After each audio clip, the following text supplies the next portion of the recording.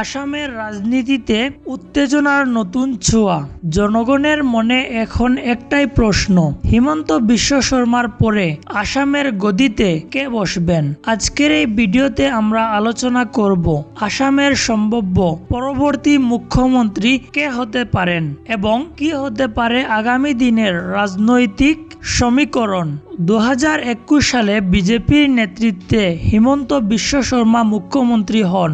রাজ্যের অবকাঠামো, স্বাস্থ্য, শিক্ষা ও আইন শৃঙ্খলা ক্ষেত্রে তার কর্মকাণ্ড অনেকেই সফল বলেছেন। তবে রাজনীতিতে সময় বদলায়, নেতৃত্বও বদলায়। বিজেপির ভিতরেই নতুন মুখের কুচ শুরু হয়েছে, আর বিরোধীরাও সুযোগের অপেক্ষায়। চলুন দেখে নেই কে কে এই দৌড়ে এগিয়ে থাকতে পারেন। রঞ্জিত দাস, বিজেপি সাবেক রাজ্য সভাপতি, অভিজ্ঞ ও সাংগঠনিকভাবে শক্তিশালী। হিমন্ত বিশ্ব শর্মার ঘনিষ্ঠ হলেও নিজের আলাদা প্রভাব রয়েছে।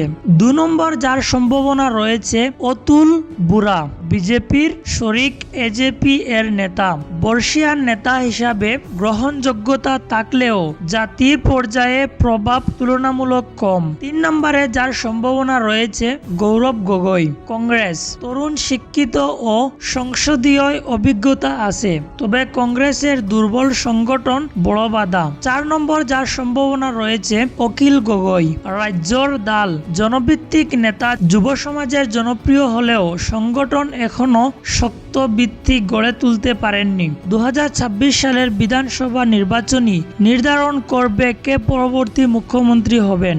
বিজেপি কি আবারও জনগণের আস্থা পাবে, নাকি বিরোধীরা নতুন জোট গঠন করে চমক দেখাবে? আর সবচেয়ে গুরুত্বপূর্ণ, জনগণের কণ্ঠ কি বলে?